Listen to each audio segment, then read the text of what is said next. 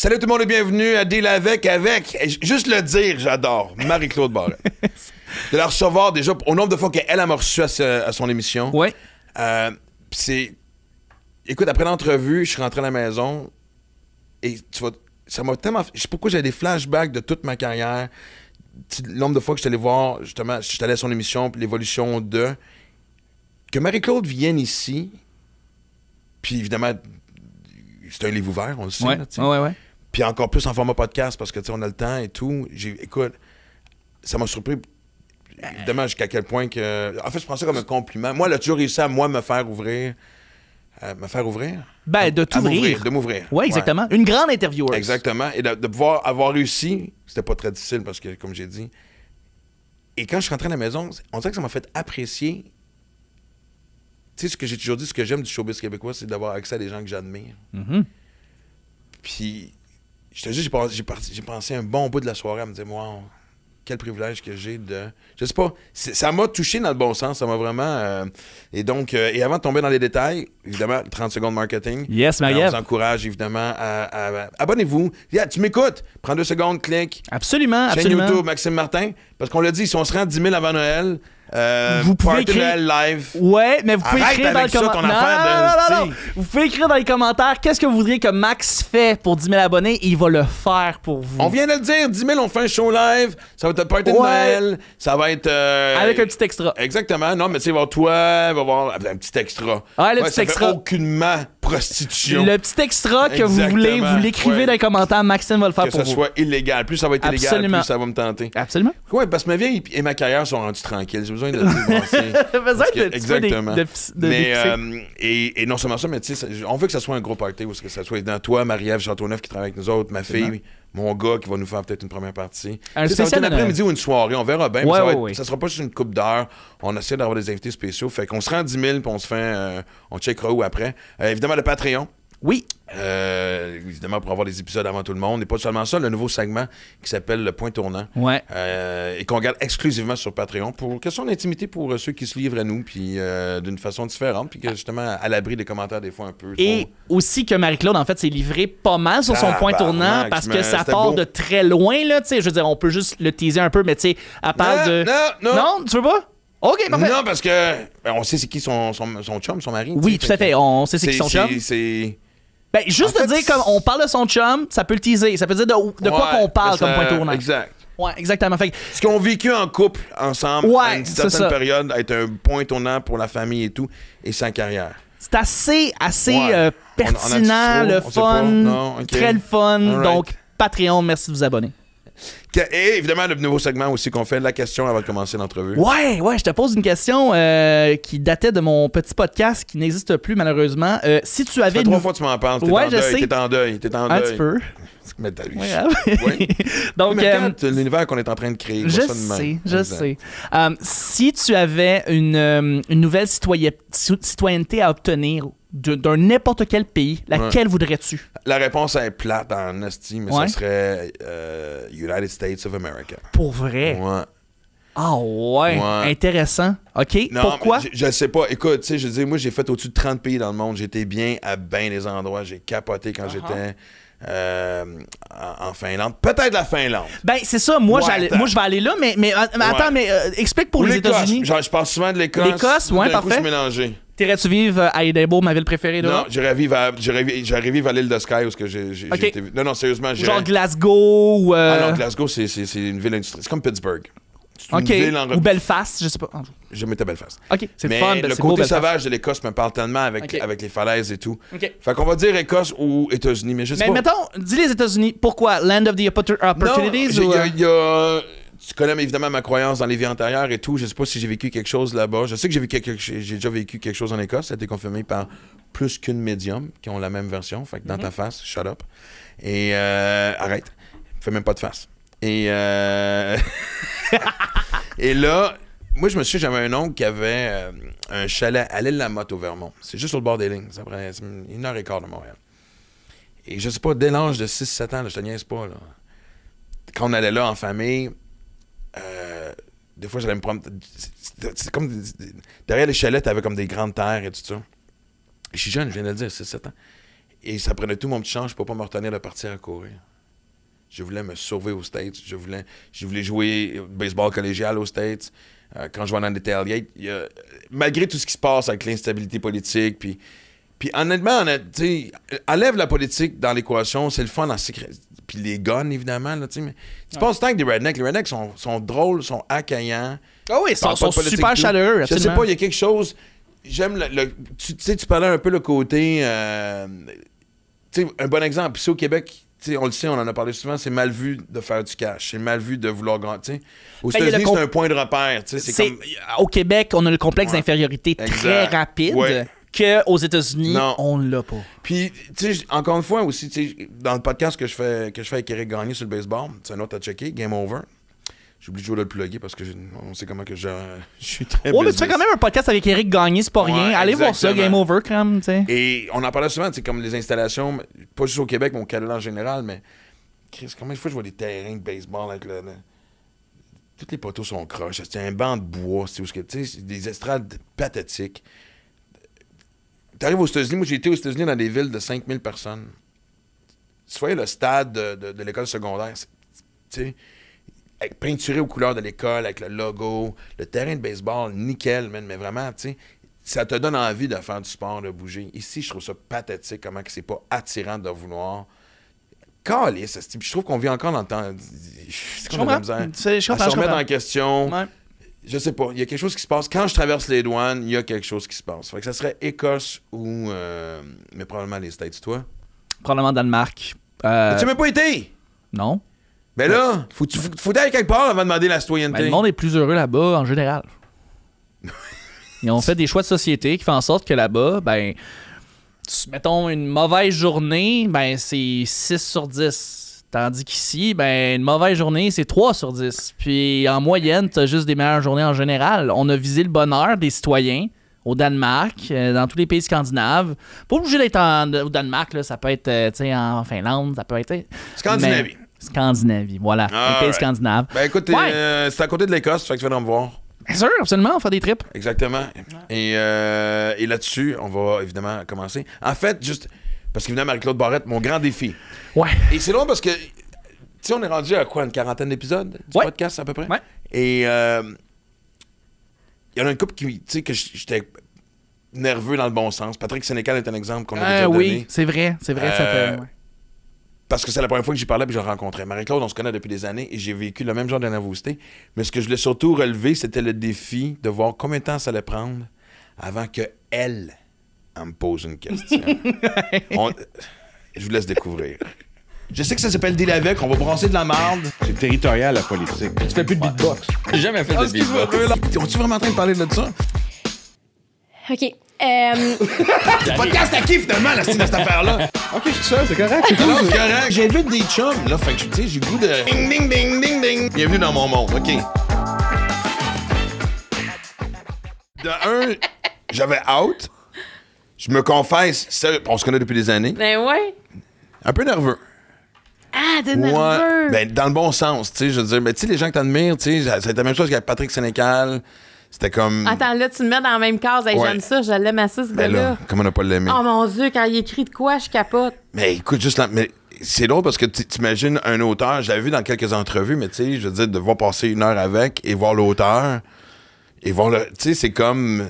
Attends, là, il a écrit, à un moment donné, là, c'était un site web, tu payais une fortune pour être membre, comment ça s'appelait? Hey, c'est un de ses livres importants. En tout cas, c'est un livre, OK, c'est... Tout est possible dans ce livre-là. Admettons, quand tu as de l'argent, t'appelles, c'est un site web. Hell.com. Hell.com. Je lis Hell.com. Et à l'époque, quand je le lis, mes enfants, genre primaire, secondaire, sont assez jeunes. Et je lisais ça. On s'entend, là, quand tu lis, il n'y a personne qui sait ce que tu lis. Et j'étais gênée. Je lisais ça, genre, mon Dieu, si les enfants savaient ce que j'étais en train de lire, je capotais. Je lisais ça comme en cachette, alors qu'on s'en fout. Oui, pour vrai. Ce gars-là a une façon... Mais premièrement, il n'y a pas de tabou, clairement, là. Fait qu'en tout cas, tout ça pour dire que je suis honorée d'avoir un statut un peu comme Patrick Sénécal pour toi. Ben, clairement, puis en fait, je me dis, moi, j'ai hâte de voir, parce que là, je parle le chrono, puis je me dis, j'ai hâte de voir combien de temps ça va prendre avant que toi, tu poses une question. OK. Hey, moi, j'ai une grosse question par rapport aussi. Là. Non, ben, je sais que, tu sais, ça va être le grand défi de ce podcast-là et tout. Ouais. Puis, moi, honnêtement, j'ai participé à ton émission, j'ai co-animé une semaine à un moment donné, puis tout ça. Un des fantasmes que j'ai toujours eu, mais je savais que t'avais tout le monde, mais je me disais, je te jure, dans ma to-do list de show business, c'était, si Marie-Claude Barrette me demande de co-animer quelque chose, c'était dans mon top 5. Ah! Je te jure. Ben voyons donc. Oui, exact. Puis sais-tu ce que j'ai toujours aimé aussi à chaque fois que j'allais, parce que, tu sais, même quand j'ai eu mes bouts off, tu m'invitais. Pendant que je me faisais snob ailleurs, Et quand tu posais des questions sur ce qui pourrait être, tu sais, ce que les gens vont, ah ouais, dis-moi quelque chose de croustillant qui va, tu sais, alimenter les codes d'écoute, puis que, tu sais, ça va être le potin, puis nanana, puis, tu sais, je fais ça pour mon émission. Je n'ai jamais senti, on sentait ta sincérité. De juste savoir, dis-moi non ce qui s'est passé. Tu comprends-tu? Ouais, on tournera pas autour du pot, puis on voudra pas que ce soit punché. Non. Puis on sentait que tu voulais le savoir pour vrai. Ouais, mais, pas juste parce qu'une recherchiste avait écrit une question. Mais ça a été des discussions, ça, justement, avec mes équipes de recherche, des fois, tu sais, qui disaient, hey, on devrait savoir cette personne-là, elle vient de divorcer, ça a été cœur. J'étais, pardon? Parce que personne n'en parlait d'elle la semaine dernière. Puis là, tout d'un coup, parce qu'elle vit quelque chose de difficile dans sa vie, là, on serait intéressé. Non. On va attendre. Peut-être qu'un... Tu sais, je trouve qu'il faut laisser le temps au temps. Puis si tu reçois cette personne-là, bien, il faut déjà que tu aies un lien avec. Tu sais, avec toi, j'avais déjà un lien. Mais imagine, pas de lien. Jamais je t'aurais fait venir pour parler de quelque chose de difficile que tu vivais. Parce que le lien, c'est ce qui te permet d'aller vers l'intimité. Et que l'autre, tu sais, il faut que tu aies un lien de confiance pour aller dans des choses qui te rendent vulnérable. Et ça, moi, j'ai toujours été... Tu sais, dès le départ... Dès le début, ouais. Dès le départ, j'étais comme ça, mais sans savoir que j'étais comme ça. Maxime, parce que, tu sais, j'arrive pas d'un milieu où on pense en forme d'entrevue, qu'est-ce qui va faire le teaser, qu'est-ce qui va faire des codes d'écoute, tu sais, je veux dire, j'avais rien, puis même à ce jour, je m'occupais beaucoup de mes codes d'écoute parce que je voulais que ce soit le plus écouté, mais c'était pas, c'est quel sujet intéresse les gens et non qu'est-ce que la personne va dire d'assez intime pour que ça devienne, tu sais, un peu voyeur. Ouais, exact. Tu sais, la ligne, elle est mince, des fois, entre les deux, mais... Hey, moi, c'était pas possible de traverser cette ligne-là. Puis je me suis fait chicaner, moi, par des productrices à cause de ça. Ils disaient, vas-y, tout était là, tu n'as pas posé la question. Non, je le sentais pas. C'était pas naturel. Là, je le faisais comme un robot qu'on me demande de poser une question, mais c'est toujours bien moi qui est devant la personne, là. Ouais, exact. Fait quand c'est toi qui es devant la personne, je pense qu'il faut que tu te sentes libre. C'est quand tu te sens libre, à mon avis, que tu fais des bonnes entrevues dans la vie. Parce que si tu as des questions que tu ne sens pas, tu sais, tu peux avoir des questions écrites, tes sens, c'est correct, là, il n'y a pas de problème. Mais je ne sais pas faire ça. Mais n'importe quelle question d'intégrité, comme tu dis, une question de feeling. C'est une question de feeling. Parce que la question que tu as posée, que tu ne voulais pas poser, c'est sûr que tu la retiens, puis j'aurais jamais dû aller là. Tu sais, puis même moi, on n'avait pas de montage à cette émission-là, entre autres à Deux filles le matin ou à Marie-Claude. Mais je me souviens, des fois, on a fait enlever des réponses, des phrases, parce qu'il y a d'autres invités qui posaient des drôles de questions. Ah, ouais. OK. Puis là, je me disais, là, j'appelais l'autre, es-tu correct? Non, je suis pas correct. Bon, on va l'enlever. On faisait ça. Moi, je trouve qu'il faut protéger un invité qui ose se mettre à nu, surtout dans des moments de vulnérabilité. Quand il accepte, c'est précieux, ça. Puis il faut respecter ça. Il faut le traiter comme quelque chose de fragile, pas quelque chose de « Hey, je l'ai eu, il me l'a dit ». Mais tu sais que la plupart du temps, c'est ça que les gens font. T'sais. Parce que, sais. Je me dis que, mais oui, mais de développer le réflexe que tu as, humainement, puis même si c'est professionnel, pour moi, c'est quelqu'un qui est assez wise pour voir construire quelque chose à long terme. C'est un petit monde, le showbiz québécois, là. Il n'y a pas grand monde que tu peux, comme genre, à qui tu peux faire peur, à qui devient nerveux de dire, oh mon Dieu, je m'en fais à l'entrevue, tout ça, tu sais. Ouais, puis tu parles de ta vie privée, là. Tu comprends? T'es pas obligé de venir me parler de ta vie privée. Mettons, je t'invite à une émission, tu dis oui. Mais t'aurais pu me dire non. Mais la minute que tu me dis oui, il faut déjà que j'aie un respect pour ça. C'est que toi, t'acceptes de venir me rencontrer, donc tu me fais confiance. Fait que si j'ai ça, bien, ça, pour moi, ça veut dire beaucoup. Fait que, tu sais, on peut faire des blagues, je peux te challenger, parce que c'est drôle aussi quand on se connaît, on peut se challenger, dire, ah oui, c'est-tu vrai, mais il y a des choses sur lesquelles on ne peut pas faire ça. Puis justement, si tu sais, quand t'es venu dans des années, tu sais, t'as eu quand même des bouts plus difficiles, c'est encore... Puis je me souviens, tu avais fait une confidence à un moment donné par rapport à ta mère qui avait un conjoint violent. Ça, je vais toujours me souvenir de ce moment-là.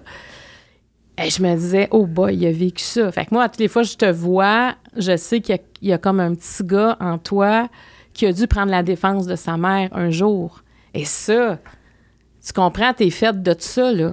Fait que ça, pour moi, je te vois déjà différemment. Et voilà déjà le point tournant de l'entrevue, parce que... Mais tu es d'accord avec... Oui, j'ai la gorge serrée, j'avais oublié ce bout-là, là, je suis comme tout à l'envers. Là. Fait que oui, Non, mais oui. tu es d'accord avec moi là-dessus que quand quelqu'un vient te partager des confidences, on sort pas indemne d'une entrevue. Moi, combien de fois je suis sortie d'entrevue en me disant « Aïe, tu sais, cette personne-là a vécu ça, je me mettais à sa place, comment tu fais pour vivre ça? » Puis même quand je fais des entrevues, je me mets vite dans la place des gens. Fait que quand tu es habité par l'autre, la prochaine question, elle arrive seule. Et forcément, la prochaine question est en respect, est en harmonie avec ce qu'on est en train de se dire. T'sais, moi, j'ai déjà vu quelqu'un, à un moment donné, qui co-animait avec moi. Puis, j'ai eu beaucoup de co-animateurs là, au cours des derniers temps. Un qui a co-animé avec moi à un moment donné. Puis on parlait de suicide, puis tu sais, qui a demandé à un des invités, sens-tu coupable du suicide de telle personne? Non, mais voyons donc. Là, ben, on va à la... Ah, ouais, OK. Ouais, tu sais, il reste 1 minute à l'entrevue. On va aller à la... Oui, là, t'es... Et la personne répond oui. Et là, ça finit. Là, t'es comme... Et là, ça finit, bye-bye, là, on s'en va, là, tu sais. T'as-tu un moment de panique de genre, Carly, ça se dit pas? Ou c'est-tu bien fait? Ou ça fitait-tu? C'était pas bien fait du tout. OK. Mais pour moi, c'est des leçons, ça. De dire, je peux jamais faire ça. Tu sais, là, c'est pas moi qui le fait, mais quand j'ai observé, je me dis, c'est sûr que, tu sais, quand t'es dedans, c'est sûr que cette personne-là qui le fait, ça regarde ça, elle aurait dit, hey, j'aurais jamais dû faire ça. Mais moi, j'ai assisté à ça, puis j'ai vu la douleur, tu sais, que ça crée, puis la personne, elle s'en va tout croche, là, tu sais, parce que là, ça vient de réouvrir quelque chose. Mais je pense que c'est en observant beaucoup que j'ai appris. Même quand je regarde des entrevues du fond de mon divan, des fois, je me dis, ça, c'était une bonne question. Ah, ça, c'est tough. C'est tough comme commentaire. Moi, je suis pas capable d'être de même. Mais en fait, moi, une des raisons pour que j'aimais ça ton émission, puis je pense que, tu sais, en fait, c'est que justement, il n'y avait pas de montage, comme tu dis. Parce qu'il n'y avait rien de pire que, tu sais, souvent des entrevues, tu sais, dans des revues, journaux, peu importe, radio, ou tout ce qui est préenregistré, même des shows de télévision préenregistrés. Des fois, tu regardais le produit final, tu disais, sérieux, t'es allé là. Tu voulais ta petite... Pas moment de gloire, je sais pas la bonne expression. Mais dans le sens, tu dis une phrase, puis là, quand tu sors hors contexte, ça a l'air d'un drame, là, des fois. Hey, écoute, j'ai parlé, là, j'ai une fâchette plantaire, là, je peux pas m'entraîner. J'ai fait une vidéo sur Facebook, toutes les Instagram, que je trouve ça tellement dégueulasse comme nom, fâchette plantaire, c'est pas viril, rajoute-moi le mot déchireux, quelque chose de moi, c'est quelque chose dans lequel je peux m'accrocher, n'importe quoi. Puis j'ai de la réhabilitation, mais je ris de tout ça.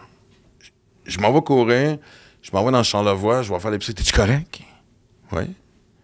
Partout. Hey, ça a l'air que t'es blessé. Et là, quelqu'un m'envoie l'extrait à LCN. T'as l'impression que je suis suicidaire ici parce que je peux plus courir. C'était... Écoute, je riais, là, vraiment, de comment...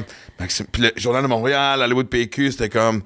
Maxime Martin vit des moments vraiment difficiles, on sait son amour pour le sport, pourra pas bouger. Écoute, c'est comme tabarnak. J'ai fait un gag sur fâchette plantaire, je comparais ça à une verrue. Mais en même temps, je trouve ça drôle. Tu comprends? Il y a quelque chose de très amusant. Mais ça prend des proportions. Oui. C'est ça. Ça prend des proportions, des fois. OK, lui, il a dit de même, nous autres, on va rajouter ça. Hey, les autres ont fait ça. OK, là, on va rajouter ça pour que ça soit comme, tu sais, on est dans l'univers du clic aussi. Mais ça fait longtemps que ça dure. Ben, non? Mais ça va rester, parce que cet univers-là du clic, c'est ce qui rapporte. C'est plus qu'il y a de clics, plus que la publicité vaut cher. Tu sais, c'est comme toutes les... Je trouve, là, sur moi, sur mon fil de presse, sur les 10 affaires, les 4 affaires à savoir sur Maxime Martin. Là, t'as envie de cliquer. Tu sais, ça nous interpelle. Là. C'est sûr, si tu es Maxime Martin, je sais pas, là, remet bien déjeuné ce matin. mais tu sais, Maxime Martin, je veux dire, un problème qui je sais pas, tu sais, je veux dire, il ne peut plus faire de sport. Qu'adviendra-t-il de lui? Tu sais, mettons quelque chose de même. C'est sûr, moi, le Ouais. Là, tu dis, au final, il y a il y a juste mal aux pieds, là, tu sais. Tu comprends? Tu comprends, mais quasiment être déçu de ton histoire. Ouais. Fuck! Mais on est là-dedans. On espérait plus de souffrance. Et Oui, mais dès qu'on met quelque chose, c'est ça. C'est comme si on le donne, puis on sait pas quand ça va finir. Fait qu'il faut être dégagé, puis en tout cas, faut être dégagé de ça, parce que moi, je pense pas que ça va partir, ça, là. Non. Attends, je pense de le mettre Ouais, de même. c'est l'autre, parce que j'allais depuis tantôt. Mais Merci. on dirait OK, que- comme tantôt, c'est- je dire à Chuck, que c'était comme... On dirait que j'ai envie de te regarder exact, de même. parfait. J'adore ça. Non. Mais ça a toujours été le même.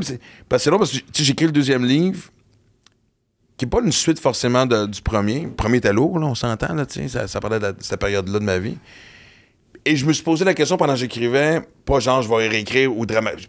Tu sais, il y a trop d'intégrité pour que je dise je vais exagérer quelque chose, mais il est moins lourd que le premier. Puis je me suis dit, check bien ça si j'en vends moins à cause de ça. Mais ça dépend de ce que tu dis. Je veux dire, le premier, c'était une confession aussi. Oui, mais en fait, moi, ce que j'ai aimé, c'était mettre au jour. Mettre à nu, quasiment. En fait, mais la vérité de tout, puis je reviens là-dessus, parce qu'on fait du coq à l'âne un peu, mais c'est aussi ce qui était le fun quand on allait à ton émission. C'était soulageant, puis c'est genre, bon, OK, tu nous posais les questions, on allait au fond des choses. C'était pas de montage, il y avait une libération, OK, j'ai tout dit. Le livre était ça aussi, puis il était lourd parce qu'on sait pourquoi, là, tu sais, là. Fait que là, ça part d'un moment difficile, mais avec quand même une belle direction, tu sais. Moi, ça s'appelle 53 sauter. Tu vois, regarde, là, c'est comme ça m'avait posé la question, je le savais. J'ai rien demandé. Là, je le sais, mais c'est comme plus fort que toi. C'est comme un mesmer des questions. Sans dire un mot, c'est genre... T'es voici magique, à quoi je Claude. pense, Maxime Martin, je te lance la question. Et vas-y, mais... Et comment j'ai commencé à Ça improviser s'appelle ma comment? vie? 53? Et sauter dans le vide. OK. Mais c'est ça, je me dis... Quoi qu'en même temps, je regarde... Tu sais, ces temps-ci, tout est, tu sais, conférences sur le bien-être, tu sais, tout ce qui est livre de comment, tu sais... je pense qu'on est en quête de bonheur. Mais Et c'est 53 et sauter dans le vide, là, ton titre il est bon.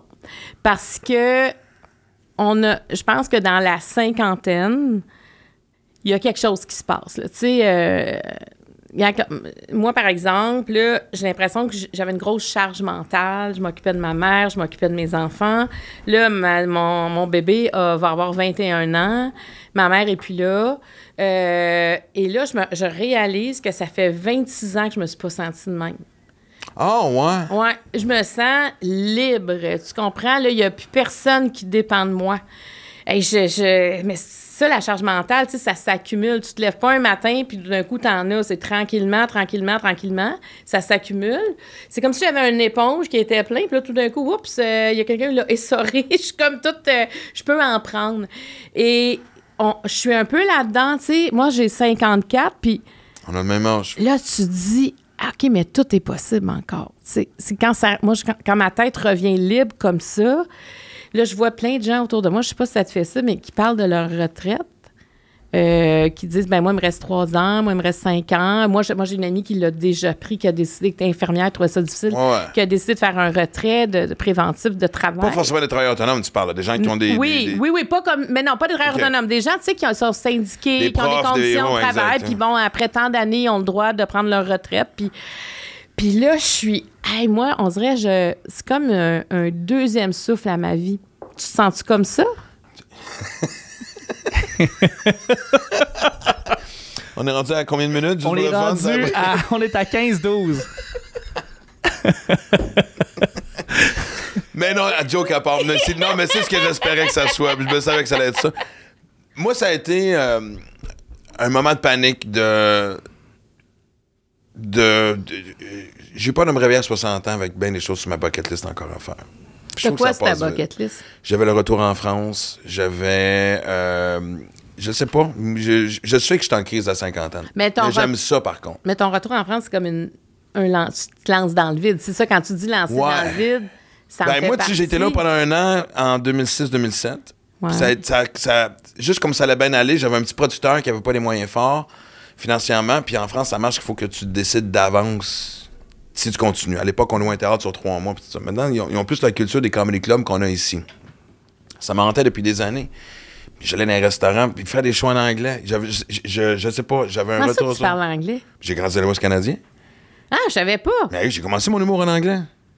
Fait que toi, tu parles Ouais, autant l'anglais que le exactement. français, là. Ouais, exact. OK, mais ça vient encore plus mêlant. T'as un plus gros marché. Ben oui, non, mais même ça, c'est retourner faire des shows en anglais. J'ai retrouvé un bonheur dans un petit club. Tu sais, comme là, cet été, j'ai vécu un truc de van life, un peu hippie, nomade, à demander des suggestions à ma communauté j'ai rencontré des gens extraordinaires. J'ai abouti chez un couple qui, il y a 3 ans, juste avant la pandémie, ils ont tout vendu. J'en se rends compte un matin qu'ils détestent leur crise de job, leur vie. Ils ont des enfants. Ils ont acheté un terrain de camping au Nouveau-Brunswick, à côté d'une rivière à saumon. C'est 2 passionnés, tu sais. Et c'est fou, les rencontres que j'ai faites. Wow. Ça. Mais quand on s'est vu la dernière fois, évidemment, moi, tout éclatait. Je me séparais, la radio aussi, placé tout. Ouais. Puis moi, en fait, je vais revirer ça en question. Je pense pas que tu as ce problème-là. Moi, les choix que j'avais à faire étaient évidents. Mais j'avais pas le courage de les prendre. Je pense que la vie a fait, tu veux pas les prendre? On va s'assurer de la prendre à ta place. Tu sais, ça a tout explosé, là, tu sais. Fait que... Aujourd'hui, j'arrête pas de me dire... Je suis en train de vivre une des plus belles périodes de ma vie, puis ça me fait en sorte que quand je regarde cette période-là, tu sais, j'ai dit... Longtemps, j'ai dit, quelle astuce d'année de merde? Puis j'ai fait, non, c'est une des belles choses qui me soit arrivée. C'était un passage difficile, mais quelle belle... Maintenant, pour moi, c'est des années de transition, tu sais. Mais toi, j'ai l'impression que t'as ce courage-là, d'après moi, de quand, à un moment donné, il est temps, non? Moi, je fonce. Ouais. Moi, je fonce. Mais tu sais, des fois, je me dis, c'est arrivé avec ma mise à pied, en fait, le non-renouvellement de mon émission, puis tout ça, mais je me dis, j'aurais peut-être dû comprendre avant que c'était le temps que je parte, mais j'avais toujours la même connexion avec les gens, puis j'avais toujours autant de plaisir à me rendre en studio pour faire des enregistrements. Je pense que je commençais à avoir moins de plaisir à préparer les émissions parce que, tu sais, quand tu travailles souvent... Routine ou juste... Parce que des fois, quand tu travailles avec du nouveau monde, tu sais, moi, ça faisait tellement d'années, fait qu'il y avait un roulement, parce que moi, c'était pas non plus à temps plein, c'est-à-dire 52 semaines par année, fait que, veux pas l'équipe, il faut qu'ils se trouvent un autre job entre les deux, fait que des fois, ils vont rester ailleurs. Je pense que je devenais un peu lourde. Tu sais, quand on disait, on va parler d'anxiété, on va inviter, mettons, Maxime Martin. Je donne un exemple. Mais ça, c'est parce qu'on l'a fait l'année passée, là. Ah, OK. Bien là, on pourrait le faire, mais ça aussi, on l'a fait. Tu sais, je me suis entendu tellement dire ça, puis je me disais, mais c'est épouvantable pour l'équipe. Tu vas dire, ouais, mais j'étais pas blasée. C'est juste que l'humain, c'est intéressant. On peut toujours parler des choses, mais il faut en parler avec des angles différents, avec des gens différents. Sinon, je fais la même affaire. Je n'inviterai pas un invité pour lui faire dire la même chose. Fait que tu sais, je me dis, j'ai comme trop de bagages peut-être il va falloir comme donner un autre allure, un autre swing, là, tu sais, aller un peu ailleurs. C'est pour ça qu'on avait rajouté les grandes entrevues au départ de l'émission. Moi, ce que j'aime, parce que j'arrêtais pas de dire à mon équipe, tu sais, il faut faire la différence entre l'animation et l'interview. L'interview, c'est un moment en intimité avec l'autre. L'animation, il y a une table, je passe la parole à l'un à l'autre, je m'assure que le contenu est passé, je m'assure de relancer au bon moment, je m'assure qu'il y a un régisseur, c'est moi qui va ouvrir, fermer, qu'on déborde pas. Mais quand j'interviewe, je suis pas là, tu sais. Et j'avais besoin de plus d'interviews. Fait que moi, j'ai pas quitté, tu sais, j'ai pas annoncé mon départ parce que j'aimais encore ça. Moi, je me disais, tant que le vendredi matin, je vais arriver à faire mes émissions, je les faisais tout dans la même journée, avec mon sourire comme ça, le bonheur de retrouver l'équipe technique, l'équipe de contenu et surtout les invités, ben ça sera dur de quitter ça. Puis j'ai jamais perdu ça. Parce que pour moi, là, être assis, puis... Tu sais, ma mère, elle disait toujours, mais toi, c'est le fun, tu jases avec le monde. J'étais, ouais, mais on jase, là, mais il y a un travail en arrière. Tu sais. Ben, c'est l'ultime compliment quand ça a l'air facile. C'est ça, je me disais. C'est un compliment parce que ça veut dire que ça fait comme, tu t'assois à table, tu sens pas, là, que c'est pas, on va aller là, tu sais, il y avait beaucoup de liberté. Et ça, c'est important. Mais pour avoir de la liberté, il y a beaucoup de travail pour arriver à la liberté, tu sais. Ça fait que Puis là, ben, tu sais, quand ils m'ont annoncé ça, tout de suite, je me suis revirée de bord. Là. Moi, j'avais déjà parti mon entreprise Humano Production en lien avec Attraction. Et quand j'ai dit ça là-bas, je dis, écoutez, il me reste... là, on vient de m'annoncer que tout est fini, même à TVA. Quand j'ai dit, est-ce que vous avez d'autres choses pour moi? Non. Donc, je fais plus partie de la grande famille de TVA. C'est exact. J'étais, boy, OK. J'étais là, moi, il me reste 9 semaines où je m'en vais-tu vider ma loge? Il a dit, non, tu finis, là, tu finis ton contrat. Puis j'étais, hey, comment? Tu vois, ça, Martin, là... Ça, pour moi, là, c'était mon chemin de Compostelle. Tu sais, ces 9 semaines-là, moi, dans ma personnalité, mettons, il y a 10 ans, j'aurais sacré mon camp, je m'aurais plus jamais revu. Partir en plein milieu, genre fuck you ton reste de saison. Dans le sens où puis, je ne veux plus, je suis en train de... Tu sais, surtout annoncer de cette façon-là, j'aurais claqué la porte, puis ça aurait été terminé, tu sais. Mais là, je me disais, il y a une équipe, il y a le monde, tu sais, qui nous regarde. Ça ne se fait pas. J'ai un engagement, je vais le tenir jusqu'à la dernière seconde. Puis heureusement, tu comprends, j'étais contente parce que c'est ça qu'il fallait que je fasse. Sinon, je serais restée avec quelque chose. Moi, j'ai l'impression de bien avoir terminé mon contrat, d'avoir fait mes choses jusqu'à la fin, comme si ça n'existait pas, cette fin-là. Mais sauf que j'avais vraiment de la misère, tu sais, j'étais en colère. C'est drôle parce que moi, j'étais là la dernière semaine. Je pense que c'était ton avant-dernière journée. Non, c'était ton avant-dernière émission. Et j'étais là avec Isabelle Boulay, puis j'essaie de me souvenir c'était qui l'autre personne. Attends, c'était-tu Sophie Préjean? Non. C'était Sophie, je pense. Oui, Sophie, Isabelle Boulay, puis moi. Oui. Et Aura, évidemment, qui se promenait sur le studio, que je trouvais très drôle. Et je me souviens juste de, tu sais, même les invités, on vivait cette espèce de chambardement-là. Ouais. Je te trouvais zen, puis j'avais pas l'impression que c'était un front. Mais en même temps, j'étais convaincu que t'étais en tabarnak. Mais mais rendu, surtout la dernière semaine. Lâcher prise totale. La dernière semaine, oui, parce que je savais que c'était fini après. Parce que, tu sais, là, je me souviens, la dernière semaine, je me disais, il faut vraiment que je le vive bien. Tu sais, parce que c'est quand est-ce que je vais revenir en télé? Excusez-moi, je suis partie avec mon fauteuil d'animation. T'es sérieuse? Ah oui, ma productrice, elle dit, tu t'en vas où avec le fauteuil? Je dis, non, mais je l'ai dit à l'équipe technique depuis que je sais que je m'en vais. Je veux retenir quelque chose. Je veux avoir un morceau de mon décor, puis c'est mon fauteuil. Puis là, mais là, t'es pas supposé de partir avec ça.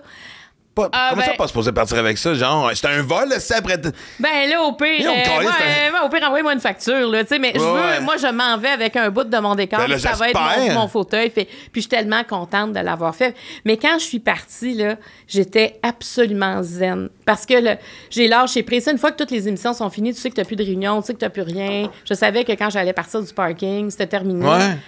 Là, c'était, OK, on va avoir du fun. Moi, j'aime...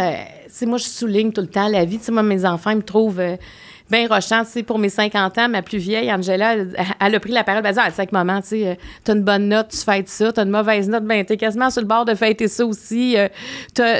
Moi, tout, on célèbre. Puis, je sais, après, j'ai eu mes amis m'ont organisé quelque chose, ma famille, mes amis, pour... après le dernier show, là, on m'a bandé les yeux, puis ils m'ont emmené à quelque part, puis c'était beau, là, tu sais. Mais j'ai eu du plaisir jusqu'à la fin. Ben, en fait, du coup, je pense que je vais reprendre ce que je vais dire, parce que, tu sais, en me remémorisant ce moment-là, comme de fait, je pense que c'est plus nous autres qui est en tabarnak pour toi. Je me souviens, il y avait cette espèce de feeling-là entre nous autres de vraiment... Tu sais, il y a des émissions comme ça, surtout pour ma génération, celle d'avant moi, puis un peu celle qui a suivi. Il y a des émissions comme toi qui deviennent un point de repère, tu sais, tu comprends-tu? Mais puis des réponses à beaucoup de questions qu'on se pose, puis on ne sait pas à qui en parler. Tu sais, moi, tu sais, comme la dernière année, je regardais tous les sujets qu'on a abordés. Il y a peu de gens, tu sais, même juste comme, mettons, t'apprends que t'as le cancer, qu'est-ce que tu fais avec ça? Tu sais, même on avait des oncologues qui nous disaient, nous, on a de la misère à l'annoncer, voici comment on fait, voici comment ça marche. Mais bon, là, après ça, tu sais, l'oncologue qui dit, ben quand on dit ça, ça veut dire ça, voici les traitements, c'est quoi, où est-ce qu'on est rendu en chimio, ça a l'air de rien, mais quelqu'un qui vient d'apprendre qu'il a le cancer, là. Eh bon. Tu sais, c'est comme, on a fait une émission avec des trans, puis là, je me disais, bon, là, gang, je disais à mon équipe, on est rendu ailleurs avec les trans. C'est pas juste, bon, toi, est-ce que t'as un pénis, ou toi, tu sais, mais c'est parce qu'il y a 10 ans, quand je faisais des émissions sur les trans, on était beaucoup sur le type de chirurgie. Puis on comprend que maintenant, c'est pas toutes les trans qui sont complètes, qui ont eu toutes les chirurgies, tu sais, c'est libre à eux, ça leur appartient. Mais je disais, moi, j'ai envie d'avoir une discussion avec des gens qui sont trans, qui ont connu les deux sexes. Fait que, tu sais, j'avais comme des questions en genre, est-ce que vous êtes des super-héros parce que vous avez connu les deux sexes? Tu sais, on va en parler, tu sais, puis... Tu sais, il y en a une, elle me disait, Kate, elle disait, tu sais, moi, c'est drôle, parce qu'elle dit, quand j'étais un gars, ben je me promenais en chess. Mais elle dit, maintenant que je suis une femme, ben je me promène encore en chess. C'est comme un... Tu comprends? Mais c'est intéressant de c'est quoi la vie après. Tu sais, comme il y avait justement une fille qui, elle, c'est une trans garçon, donc c'est un garçon. Puis elle disait, ben, tu sais, lui, il disait, ben, tu sais, moi, quand j'étais une fille, j'allais à la piscine, je me demandais pourquoi fallait que je mette une brassière, là. Tu sais, moi, je me voyais comme un gars. Un gars, ça met pas de top, ça met juste... Puis là, je me promenais juste avec le bas de mon bikini. Puis je me faisais dire par le gardien de la piscine, le lifeguard, non, hey, tu peux pas, là, t'es une fille. Mais c'était drôle de les entendre parce que tu vois à quel point c'est ancré. Mais là, je me disais, on est rendu dans dans cette mouvance-là. C'est quoi la vie après? On n'est plus juste dans qu'est-ce que tu t'es refait faire? Tu sais, c'est quoi la vie après? C'est quoi les enjeux? C'était vraiment intéressant, mais pour des parents aussi qui ont des enfants trans, moi, j'en ai connu pour qui ça a été un choc d'apprendre ça parce qu'il y en a qui avaient l'impression, mettons, tu as une fille, tu as l'impression de perdre ta fille. Mais il faut leur faire comprendre que cette fille-là, elle va toujours exister. Sauf que cette fille-là, c'est un gars en dedans et maintenant, ça va juste être tout un gars, tu sais. Mais qui va parler de ça? Avec le temps que ça prend, parce qu'on pouvait faire une émission ou 2 par année. Tu sais, si on considérait que après une, c'était pas assez. Et d'oser poser des questions, mais tu sais, pour oser poser des questions plus intimes, il faut que tu aies du temps. C'est une entrevue de 8 minutes. Tu étais, mettons, aux nouvelles, tu as 8 minutes pour parler. Tu n'as pas le temps, là, Mais quand tu as 1 heure, tu crées un lien.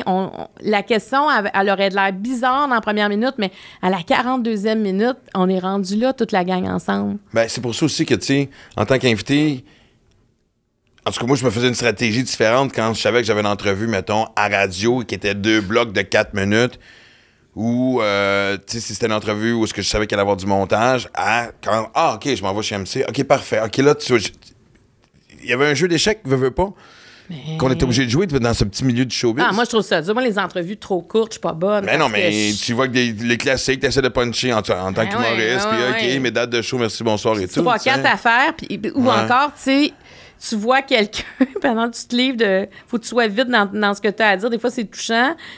Puis qui est de même, là, qui lit sa question, puis là, t'en vas dire, est-ce qu'il y a quelqu'un... Est-ce qu'il y a quelqu'un avec moi? Parce que là, c'est pour ça que j'essayais de jamais faire ça, parce que personnellement, moi, quand quelqu'un me fait ça, je trouve ça tellement difficile. J'ai juste envie de dire, je vais le lire avec toi, je vais t'aider. Non, mais tu comprends, moi, faut que tu gardes faut que tu me gardes le lien, faut qu'on se regarde, là, parce que c'est ça, le lien. Fait que si tu me coupes ça, là, j'étais en train de parler, puis... fait que je pense que j'ai essayé vraiment de reproduire ce qu'on veut pas, ce que je veux pas vivre, tu sais. Mais je trouve ça beau, ce que tu dis, parce que tu l'as senti, dans le fond, ce respect-là, tu sais, vraiment... Mais prendre le temps. Oui. Ah oui, c'était vraiment important. Exactement, tu sais, puis oui. Puis des fois, ça aurait pu durer 1h30 comme émission. Tu sais, ça durait 1 heure, mais des fois, on disait « Ah, merde, hein, tu sais, j'ai dû l'accélérer là-dessus. » Tu sais, il faut aller à la pause à un moment donné, c'est normal, là. Moi, j'avais une question par rapport à la transition entre l'émission puis le podcast. Oui. La transition. La transition. J'ai assez aimé ça. Comment tu t'es senti dans ta tête de dire je vais passer d'une émission télé à un podcast? Ben, parce que pendant la pandémie, à 2 filles le matin, on a tout arrêté très, très rapidement à cause des mesures sanitaires. Puis là, j'étais chez nous. Moi, c'est pas possible là, de rester chez nous. Qu'est-ce que je fais? Fait que mon producteur au contenu à l'époque, Jean-Philippe Lavallée, avec qui je travaille encore présentement, il dit « Ça te tente pas de faire un podcast? » J'ai un podcast. J'ai commencé à écouter une couple de podcasts. Fait que je dis, écoute, je connais quelqu'un à Cube Radio. J'appelle à Cube. Hey, on pourrait-tu faire un podcast? Comment t'appellerais ça? J'ai 2 filles en quarantaine. Il dit, t'es prête à... On était le jeudi, là. T'es prête à commencer quand? Ben, lundi, j'imagine, là. Il dit, OK, on t'envoie le matériel, on parle, on trouve une musique d'ouverture, un invité. Puis là, on cherchait une place dans ma maison où le son était bon. Finalement, c'était dans mon garde-robe. Ben non. Dans mon walk-in. C'est souvent là. T'es obligé de faire un peu de ménage. Je t'avoue, au début, mes premiers invités, j'étais là, on se dormait le bordel là-dedans, ça n'a pas de bon sens. Mais tous les jours, je quittais mes enfants pour m'enfermer. Mais j'ai eu des moments, là, tu sais, j'étais avec Éric Emmanuel Schmitt, qui était dans sa maison dans le sud de la Belgique à un moment donné, qui me raconte que son meilleur ami vient de mourir. Il dit, imagine, je n'irai pas le voir, je n'irai pas à ses funérailles, c'est comme s'il ne serait jamais mort. Puis là, il dit, mon deuil administratif n'aura pas lieu. Puis là, j'étais, votre deuil administratif. Et là, il commence à dire, tu sais, quand quelqu'un décède, après, là, quand on prépare les funérailles, quand on se demande quelle musique il aimerait, quand on trouve ça plate, le petit lunch, mais c'est un rassemblement, puis on parle de la personne. Il dit à travers ça, tu as des images de ce que tu as vécu avec cette personne-là qui monte à la surface. C'est la dernière chose que tu fais pour la personne qui est décédée. Il dit, ça fait partie d'un processus de deuil, parce que pendant ce temps-là, c'est comme si tu gardes la personne encore vivante. Tu la quittes tranquillement. Mais il dit, quand t'as pas ça, ça se peut pas, la coupure. Puis, si on a les funérailles dans 1 an et demi, tu sais, où est-ce qu'on en sera? Fait on s'est mis à parler de ça. Puis, quand j'ai fini l'entrevue avec, je disais à Jean-Philippe, mon producteur, J'étais, hey, OK, mais c'est fucké. Je veux dire, je viens d'avoir une conversation d'une intimité. Puis son son était tellement bon. Il était comme dans mon garde-robe là, avec moi, je veux dire. Et j'ai aimé faire le podcast. On a eu des conversations. Puis le monde était confiné, ça fait que ça donnait lieu à des entrevues incroyables. Et quand... Tu penses qu'on s'est plus livré pendant cette période-là? Ah, complètement. Il n'y avait plus d'armure. Il n'y avait plus d'armure. Moi, je m'en rendais compte tout de suite avec les gens. C'était « Hey, salut! » Tout de suite, on m'a dit « Hey, là, écoute bien, on est à bout. » Tu sais, c'était... Hey, des fois, là, les gens avaient un petit peu de misère à se brancher. Puis là, on entendait toutes les chicanes de couple. « Hey, on t'a-tu pesé sur le piton? » « Mais non, mais c'est pas ça, là, c'est de même. » Puis « Hey, va-t'en dans le garage pendant que je... Fous-moi la paix. » On entendait des affaires de même. Puis ça va dans l'autre. « Salut! Oui, ben, Chérie, veux-tu un café? » Non, mais des fois, il y en a qui disaient hey, « Je t'assais à bout. » là. Tu sais, t'avais aussi de ça. Je me souviens, Pierre Hébert qui avait dit OK, là, j'apprends à jouer avec mes enfants. Je réalise que dans le fond, j'avais jamais le temps de faire ce que j'étais en train de faire. Ça, c'est très Pierre Hébert. C'est très Pierre Hébert. Ouais. Mais c'est beau pareil. Ouais, il me fait chier un peu pour ça, je te confirme. Ça fait que tout ça pour répondre à ta question. Mais oui, c'est ça, en fait. Bon, quand est arrivé Humano Production, c'est arrivé en août l'année passée, ça a fait un an, là. Ouais. Moi, j'avais dit à l'équipe, puis l'équipe aussi, mais malgré que Attraction avec qui je m'associe avait jamais encore produit de podcast, moi, c'est sûr que le podcast, ce que j'aimais, c'est de plus avoir de temps. Parce que moi, j'ai tout le temps souffert d'avoir un chronomètre, tu sais. Puis, on s'est dit, à un moment donné, on va faire un podcast. On n'avait pas... mais quand j'ai appelé... Mais tu voyais quand même aussi que la tendance s'en allait vers ça aussi. Absolument. Puis, je trouve ça un médium extraordinaire, honnêtement. C'est une communauté surtout extraordinaire. Oui, il y a de l'entraide. Il y a quelque chose qui se passe avec cet univers-là. Et Marie-Christine Pouliot, qui est mon bras droit, si on veut... j'ai dit, écoute, là, je sors du bureau, c'est top secret, là, parce que mon équipe ne le savait même pas, là, tu sais, ça a pris une semaine avant que mon équipe le sache. Mais j'ai dit, moi, tu sais, nos projets, là, je pense qu'on accélère tout à partir de maintenant. Ça faisait à peu près 20 minutes que je savais que c'était fini. OK. J'étais dans mon auto, c'est elle, j'ai appelé, puis elle me dit, ben, tu sais, ton idée de podcast, ben, elle dit, ça, c'est simple, on fait un podcast. Fait que là, je rencontre, tu sais, toute mon équipe, celle qui deviendra mon équipe. Puis là, je t'ai écouté, c'est parce qu'un podcast, moi, je peux pas faire des entrevues comme je fais depuis toujours. T'as-tu senti l'impression de te réinventer? Ou je me disais, ça va me prendre quelque chose d'autre. Parce que ça, me refaire du 2 filles le matin, tu sais, j'ai d'autres facettes de moi. Fait que ça reste comme ça. Puis, en même temps, on veut retrouver un peu de cet élément-là aussi. Oui, on peut pas être autrement. Mais Richard Spear, qui est le patron de l'attraction, était dans la réunion. Il dit, écoute, j'étais allée en Californie puis j'ai entendu Hot Ones. C'est un podcast avec des ailes de poulet. Puis que l'animateur, c'est un animateur professionnel. Là, il y a 12 ailes de poulet. Son invité, moi, j'ai vu entre autres Gwyneth Paltrow, ça vaut la peine. Okay. Elle a 12 ailes de poulet avec 12 sauces de plus en plus piquantes. Ouais. OK. Ouais, moi, j'en écoute. Je sais tout à fait de quoi tu parles. Mais oui. Et chaque question devient de plus en plus piquante aussi. Mais tu sais, c'est très... On voit le lien, ouais. C'est ça. Puis à la fin, ils répondent, là, ça pleure, là, tu sais. Fait que je dis, ben moi, je ferais pas une affaire de même. Premièrement, moi, manger les 12 ailes, ça se pourra pas. Mais j'ai aimé la notion de jeu et on fait monter comme la pression dans le jeu. Et là, j'ai pensé à quand j'étais dans le Sud avec, entre autres, Lise Dion, Richard Boutier, mon ami, c'est la fille de Lise, où un soir, on était dans le 5 à 7, Claudie, la fille de Lise, avait un jeu, on a pigé une question, puis on a passé la soirée là-dessus, puis on a pleuré, puis on a appris à se connaître, puis tout. On pige des questions. C'est un classique intuable. Puis là, on pige des... Mais oui, puis là, on pige des questions. OK, on met des vertes, des jaunes, des rouges. Et là, on l'a développé en un après-midi. Après ça, on a trouvé le nom « Ouvre ton jeu ». Puis on l'a essayé, on a fait un pilote avec Charlie Théroux. Et tout allait vite. T'as-tu une amie qui ferait un pilote? Charlie Théroux, OK, on fait des cartes à la main, tout ça. Et ça a été extraordinaire, le test qu'on a fait avec Charlie Théroux. Puis on le savait. Moi, je dis, on touche plus à rien. On va pas réinventer, on l'a. C'est une façon de faire des entrevues où moi, je sais pas la question que tu vas piger. Puis je sais pas surtout ce que tu vas répondre. Il n'y a pas de pré-entrevue. J'ai juste assez d'informations pour être capable d'écrire le jeu. Parce que chaque invité a son jeu. Chaque invité a 22 questions, mais je sais pas lesquelles qu'il va piger dans ces 22 questions-là. Et ça m'allume juste d'écrire ça me... Ben, ça te garde sur le qui-vive en plus aussi. Ça, puis ça donne des entrevues incroyables et le temps n'est pas un enjeu. Tu sais, ça peut durer entre 1 heure. Le plus qu'on a fait, c'est avec Benoît Brière, 2h40. 2h40? 2h40 avec Benoît Brière. Puis il a dit, OK. en terminant... On va dire combien il faut qu'on batte. Oui, mais on va battre, en fait. Et là, Benoît, Commande de la bouffe! Benoît, il disait... Commande des Il n'y ailes! a pas de trouble, je fais ça. Benoît, il dit à la fin du podcast, il dit, c'est-tu déjà fini? Mais non! Mais j'étais là, Pour en tout vrai? cas, moi, je commençais à avoir faim, là. J'étais là, mais il était extraordinaire dans le podcast. Mais tout ça pour dire que c'est arrivé, ouvre ton jeu comme ça. Puis c'est la suite, tu sais. En fait, c'est le jeu favorise d'aller dans des zones où peut-être que j'irais pas, parce que je sais pas ce que la personne va répondre. Mais quand tu réponds, tu sais, comme par exemple, tantôt, tu as quasiment répondu à une question que j'aurais pu poser. Est-ce qu'un échec t'a permis de te relever? Tu sais, tu viens de le dire, là. Voici ma liste. Mais, Qui commence de... mais c'est bon Ouais. de penser comme ça parce que des fois, on attribue à l'échec le négatif, une espèce de fatalité. C'est toujours à moi que ça arrive. Mais un échec, parce que c'est rare qu'on s'améliore quand ça va bien.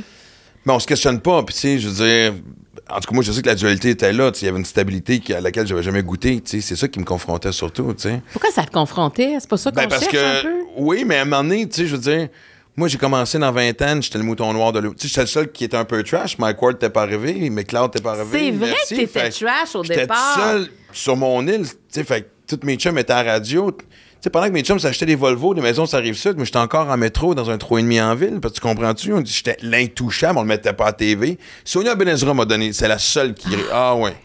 Fait que... Puis après ça, on connaît le reste, tu sais, je veux dire, tu sais, je suis parti sur la chire, fait que c'était dur de gérer une carrière stable dans ce temps-là. Fait que, d'avoir ce côté-là, tu sais. Puis ça a été le plongeon était nécessaire pour correspondre à ce que je veux, moi, Max Salentin, vivre en tant qu'être humain. Tu sais, je suis un junkie d'adrénaline, puis tu sais, je regarde ce que j'ai vécu dans les 9 derniers mois, une des plus belles périodes de ma vie, sincèrement, tu sais, et vraiment être capable de décrocher, puis juste d'improviser, vraiment, quand je dis improviser ma vie, avec les petits signes. Mais ça, je vais regarder ça pour quand je vais à ton podcast dans une couple de mois. J'ai plein de questions. Exact. J'ai hâte d'écrire ton jeu. Là. Ouais. Tu me donnes plein d'informations. Tu sais, parce que tantôt, tu parlais, moi, ce que j'ai... Et parce que j'allais te dire, t'as-tu senti la pression de... Maintenant, je suis un podcast, il faut que j'aille plus loin. Finalement, parce que t'avais pas beaucoup de censure par rapport à ton émission. Pas de censure. J'ai jamais senti de pression de rien. C'est ça. Genre, donc, je continue. Puis TVA, là, tu sais, je veux dire, ils m'ont jamais empêché de rien faire. Tu sais, ça a toujours... pareil, au niveau du contenu, là, c'était comme vraiment... Je me sentais pas épiée, pas du tout. Plus, tout, je pense... Moi, j'avais vraiment l'impression d'être dans une famille à TVA. Tu sais, j'étais là depuis longtemps, puis moi, je suis pas une lâcheuse. T'sais, même là, comme ça va pas bien, admettons, si j'étais encore là, moi, je serais une guerrière jusqu'à la fin. Là, je serais restée jusqu'à temps que le bateau... Mettons, si le bateau coulait, je serais encore là à dire... J'aurais été en mode solution aussi. Je suis faible de même. Là. Moi, je quitte pas quand ça va pas. Là. Au contraire, on dirait que c'est là qu'il faut être présent pour encourager tout le monde, dire on va se tenir. De toute façon, tu m'as donné ma chance.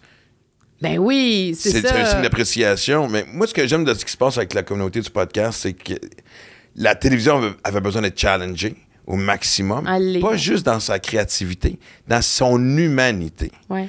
Moi, là, honnêtement, ça fait 5 ans que Mike Ward me dit quand est-ce que tu portes ton podcast. Je l'ai fait un bout avec Liv, puis il sait, il y avait un syndrome d'imposteur au début, tout le monde a un podcast, blablabla, mais dès que j'ai commencé à prendre le téléphone, c'est donc bien cool. Hey, je vais au tien, tu viens-tu au mien? Les invitations, tout le monde se souhaite un certain succès. Il y a une compétition saine. Oui. Chris, on s'entend-tu que ça fait un changement du médium d'où on arrive? Moi, j'ai vécu, je sais c'est quoi le stress de te battre pour ta job, à cause, tu dépends des chiffres. Là, tu crées tes propres chiffres, tu es ton propre boss. Puis, ce que tu as dit, moi, écoute, moi, j'ai vécu à plus petite échelle, genre merci, ciao, bye, mais après tant d'années à TVA, j'ai un chum, même affaire, je dirais pas son nom, pas le mettre dans la marde, Mais mais de quand il a donné sa 2009 à démission... 2023, c'est long, là. Lui, là, il a donné sa démission, 5 minutes après, la sécurité l'escortait avec les boîtes dans les mains. Comme tabarnak, sérieux. Ouais, c'est top. Je regarde des histoires que j'ai entendues, des affaires que, même moi que j'ai vécues, puis je fais comme, je sais que tu as une job à faire, mais l'humanité en dedans de toi, es-tu morte à ce point-là? Moi, c'est ce que j'ai trouvé qu'à la fin, dans mon cas, ça manquait d'humanité. Mais clairement! Je me disais, aïe, je suis partie, puis j'étais... Puis c'était le matin qu'il y a un autobus, un gars qui est rentré dans une garderie à Laval. Oh my God. Quand je suis arrivée Je me dans le rappelle. bureau de la personne qui m'avait convoquée, je voyais les premières images à la télé, puis c'était vers 11 h que je suis arrivée là. Et j'étais complètement assommée par ce que je venais de voir. Fait que quand je suis retournée chez nous, c'était juste ça, la radio. Puis là, j'ai appelé 3 personnes en m'en allant pour leur dire, voici ce qui vient de m'arriver. Mais avec ces images-là, on dirait que tout le contexte, là, j'étais comme dans la grande noirceur, mais il a juste fallu que je me convainque de dire, faut que j'y retourne, faut que j'y retourne, faut que j'y retourne. Parce que, puis là, en plus, quand je suis retournée, personne ne le savait. Quand j'ai tourné le vendredi suivant, personne ne le savait. T'as fait d'équipe. combien de temps? Jusqu'au mardi suivant, parce qu'on était en réunion, je savais que les gens se déplaçaient le mardi. Je voulais pas qu'on apprenne ça en Zoom. Non, parce qu'on sait dans ce métier-là, ça prend pas grand-chose non plus Ouais, pour que... puis là, ben, il y avait d'autres considérations pour TVA à ce moment-là, puis ils voulaient retarder l'annonce pour des considérations qui leur appartenaient, qui étaient justifiées à mon avis. Mais j'ai dit non. Là, je peux pas refaire un meeting, je peux pas retourner 3 shows en sachant ça dans ma tête. Puis ça, il y a une habilleuse qui me connaissait, je savais qu'il y avait de quoi, c'était pas comme d'habitude vendredi passé. J'ai dit, c'est sûr que je devais être dans l'une. C'est sûr que je devais... tu sais, en plus, on fait une émission sur l'intelligence artificielle. Puis ils me disent, hey, bientôt, tu sais qu'on va pouvoir remplacer les animateurs. Je dis, ouais, je pense que ça peut arriver plus vite que prévu. T'as-tu dit oui, ça? c'est ça. Non, mais Ah, c'est merveilleux. Je trouvais ça tellement... On peut te remplacer, là. Je suis au courant, là, tu sais. T'es-tu permis d'être vulnérable pendant cette période-là? T'as joué à tough? Complètement. Puis c'est drôle parce que on dirait qu'il y a des gens qui sont tellement pas habitués de me voir comme ça que il faudrait que t'en reviennes. Puis j'ai dit non, j'en reviendrai pas. Y a du monde qui t'ont dit ça? Ah oui, parce que, tu sais, on dirait que j'en parlais Hey, beaucoup, man, là. écoute, tu l'as dit toi-même, là, 2009 à 2023, c'est c'est un long ride, Ben là. oui. Ben, Comme, OK, go, t'as 5 minutes pour Ben non, broyer, mais après ça, c'est- passer à c'est d'autres dans le choses, sens, là. ça C'est arrive comme... à tout le monde, là. Mais peut-être que tout le monde a le droit de prendre ça dur aussi. Mais je pense qu'en T'sais- faisant ce métier-là, on le sait qu'on embarque dans quelque chose. Tu sais, on est des produits. T'sais, moi, depuis mi-vingtaine, c'était pas une façon de faire... On revient à toi après. non, c'est une question par rapport au podcasting, mais on est pas là, Ok, fait que c'est c'est bien bon, correct. toi, moi, il- Continue. Moi, il était de dos, fait que... Ben non, mais, non, c'est bien correct, continue. Mais tu sais, moi, c'était pas une façon défaitiste, une façon négative de voir le métier. C'était probablement une façon de me protéger, mais tu sais, on me disait, ah, tu sais, t'es un artiste. C'est comme, à un moment donné, c'est comme, mais je suis avant tout un produit. Oui, c'est ça. Et c'est ce qu'on est. Puis quand il arrive des choses comme ça, Ouais. moi, c'est ce que je trouve tough. T'es vraiment juste un hostie de produit. à un moment donné, tu sais. Mais le produit, il servait encore pendant plusieurs semaines. Tu comprends? Ouais. Fait que le produit, là, il voulait être... Je sais pas, là, mais... on dirait que le produit, il chaînait moins, tu sais.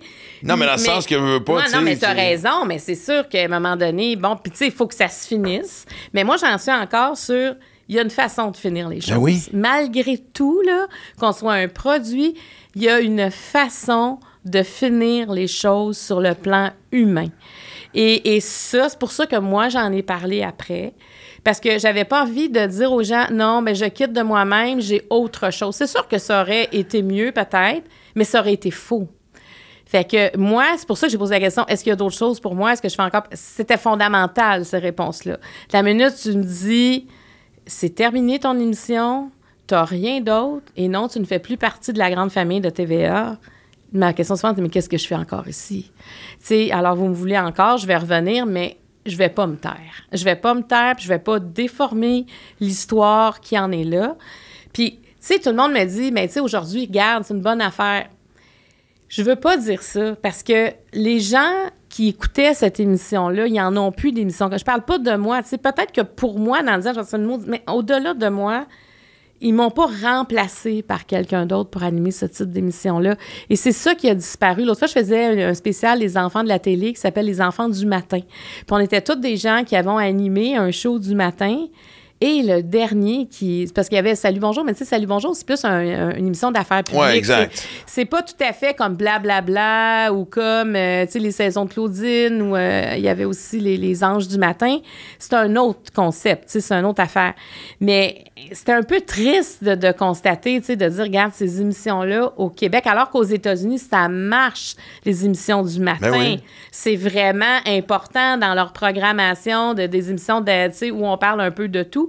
Mais nous, on n'a pas ici, plus tard dans la journée, il n'y en a pas de ce genre-là. Il y a peut-être, on va se le dire, mais quand même, il n'y en a plus le matin. Alors, ça, c'était triste. C'était triste, cette émission-là, à la fin, je trouve. Tout le monde avait à dire, Colin, il me semble que ça avait encore sa place, tu sais. Mais oui, parce que c'est drôle, parce que même tantôt, quand tu parlais un bon sujet comme les femmes trans et tout, une des grandes récompenses de ce que tu as vécu aussi, et les téléspectateurs puis tous ceux qui sont autour, vraiment, quand tu fais une émission pendant 15 ans, il y a des sujets qui reviennent. Ben, c'est sûr. Exact. Mais de voir l'évolution des réponses, c'est fou. des philosophies, des points de vue, des arguments, ça va être vraiment juste extraordinaire de dire, hey, Chris, peut-être qu'on s'en va sur certaines choses dans la bonne direction. L'intelligence artificielle, on n'aurait jamais parlé de ça en 2009. Non, mais c'est clair. Tu sais, tu comprends, là, moi, je dis aux gens, bon, là, vous entendez GPT, intelligence artificielle, changez pas de poste, changez pas de page. Là, ça fait partie de votre vie. Puis, écoute, ça a vraiment eu des grosses cotes d'écoute. Mais ça, à un moment donné, tu parles au monde, tu les connais, là. Là, ce qu'on vous dit aujourd'hui, là, ça va. Puis, tu sais, déjà, il y a plein de fraudes à cause de l'intelligence artificielle. Il y a des grands-parents qui reçoivent des messages. Imagine, ils voient leur petit-fils ou leur petite-fille qui demandent de l'aide avec leur visage et leur voix. Ouais. Grand-maman, envoie-moi de l'argent, puis il l'envoie, mais c'est parce que la personne est vraie, tu comprends? Ouais. Et je pense à ça, même il y a 2 ans, j'avais reçu Georges Saint-Pierre en grande entrevue. Tu sais, je me pinçais, là, j'étais, OK, tu sais, c'est un grand privilège d'animer une émission puis de recevoir des gens. Tu dis, bien, ils vont sûrement dire non à l'invitation. Puis ils disent oui. Puis tu dis, ah, OK, tu sais. Mais tu sais, Georges Saint-Pierre, pour moi, il venait entre autres parler des commotions cérébrales. C'est fascinant. Il s'est mis à parler de sa famille, là, tout ça. Il était comme content d'être là, puis il était content d'avoir un spécialiste autour de la table. Mais ça, on est tous humains, là. Tu sais, qu'on a beau être riche, être pauvre, être connu, pas connu, les sujets qu'on parlait autour de la table, tout le monde toutes les gens sont interpellés par ça. Fait que moi, j'ai vraiment... c'est le seul deuil que j'ai présentement, c'est d'écouter quelque chose. Ah, je pourrais pas en parler. Il y a comme... Alors, c'est pour ça que oui, avec le podcast, mais c'est différent. Je comprends ce que tu veux dire. Ouais. Mais c'est pour ça que je suis en train de développer quelque chose que je vais annoncer éventuellement où je vais enfin quand même pouvoir aborder tous les sujets que j'ai abordés dans mon émission. On est vraiment le podcast des scoops, parce que Dominique Ducharme est venu ici 2 jours avant qu'il devienne coach pour assistant coach pour les Knights de ah oui, hein, il y a eu... Puis c'est un chum, puis il était avec un sourire, c'est quoi la nouvelle, je peux pas le dire. Ah ouais, arrête de niaiser. Mais oui, je te dis ça, c'est ça. Moi, j'étais en train de préparer quelque chose. J'étais en train vraiment de... Parce que une co-animation avec Maxime Martin, non? Parce que vraiment, Maxime, peut-être que je pourrais te demander de faire des affaires, par exemple, là-dedans, parce que pour vrai? Moi, là, honnêtement, outiller les gens, c'est ce que je trouve, avec mes compétences à moi, je trouve ce que je peux faire le mieux. À travers des témoignages d'experts, mais d'outiller des gens sur des problématiques précises. Parce que ça manque. Tu sais, on manque de psychologues, on manque de médecins, on manque d'un paquet d'affaires. Ouais. Ça prend une place où tu peux aller chercher de l'information, mais de l'information où quelqu'un te jase, là, pas juste un site où c'est écrit, puis clique ici, puis là, tu sais même plus si c'est un vrai site ou pas vrai site. Mais je vais continuer à faire ça, tu sais, puis continuer à faire des grandes entrevues. Parce que moi, l'humain, tu sais, comme les témoignages, là, je pense qu'on est rendu peut-être à 21 podcasts de diffusés, comme une vingtaine, plus qu'une vingtaine. Et dans ces podcasts-là, on a plein de témoignages. Une phrase, ça change la vie de quelqu'un. Oui. Tu sais, c'est tellement beau de lire ça, là. Puis, tu parles d'outiller les gens. Par rapport à ça, justement, je vais embarquer sur une question que j'avais par rapport au podcast, avant le podcast et après le podcast.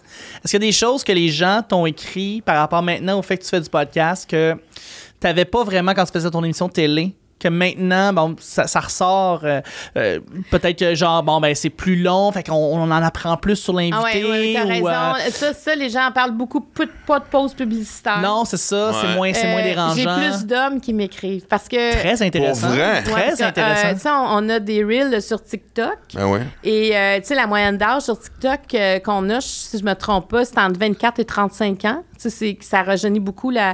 Et, là, c'est parce que tu peux toucher des gens qui n'étaient pas forcément devant leur écran de télévision. Il y en a plein qui me connaissaient pas, là. Tu sais, je veux dire, moi, je suis pas connue à travers tout le monde, là, tu sais. Puis il y a des gens qui disent, moi, j'ai toujours pensé que tu étais la blonde à Mario puis qu'on t'avait donné une job à TVA. Tu sais, c'est toujours un peu le fun. Ouais, quelque chose de bien flatteur et bien valorisant. Quelque chose de ça, parce que si un jour tu files pas, t'as besoin de recrinquer un peu, va sur les réseaux sociaux, c'est l'endroit parfait pour... Puis là, finalement, OK, je viens de t'écouter, wow, je vais te suivre. arrive. Il y a un gars qui m'a écrit il y a quelques jours. Il est blessé, il est en accident de travail chez lui, puis clairement, il peut pas trop sortir de la maison. Puis il dit, écoute, ça fait des semaines que je vais pas bien, je suis complètement isolée. Là, il dit, j'ai découvert il y a quelques jours ton podcast, j'en ai 7 d'écouter. Merci, j'ai l'impression de sortir de chez moi, de me servir de mon cerveau. Merci, merci, merci. Puis ça, c'est, tu sais, quand on reçoit des messages comme ça, tu te dis, wow, tu sais, on est en train d'aider quelqu'un. Puis je me souviens, Debbie Lynch White parlait de...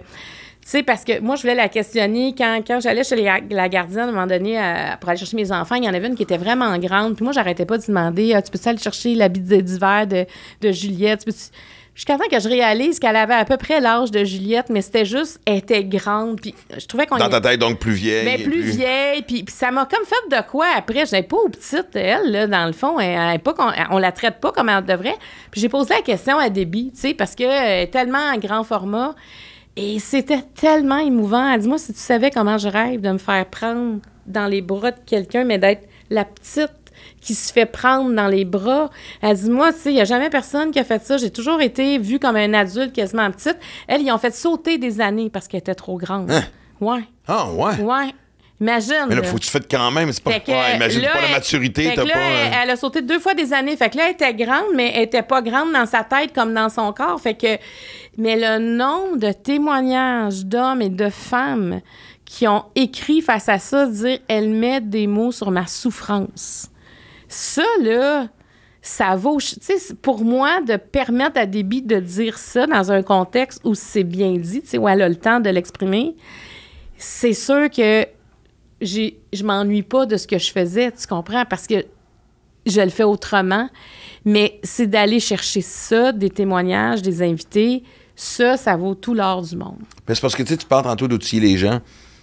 Puis, mais je pense qu'avant d'amener les experts, puis que les gens espèrent de comprendre, justement, la source du problème, etc., c'est de reconnaître le problème. Parce que des fois, il y a bien du monde qui sont comme, oui, pourquoi je me sens de même, pourquoi je pense de même, pourquoi, tu sais, dadada.